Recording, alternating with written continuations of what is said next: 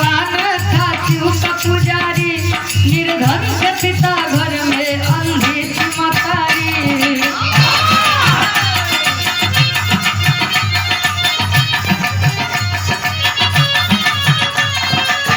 लाया है घर में दुल्हन करके सगाई, खिला न फूल